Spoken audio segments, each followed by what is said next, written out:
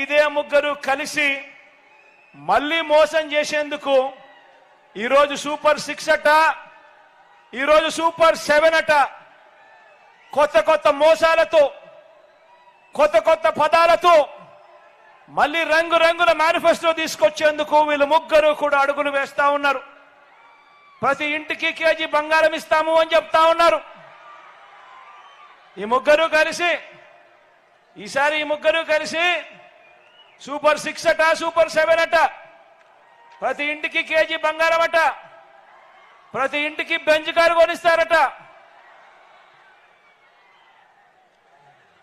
ఆలోచన చేయమని అడుగుతా ఉన్నా.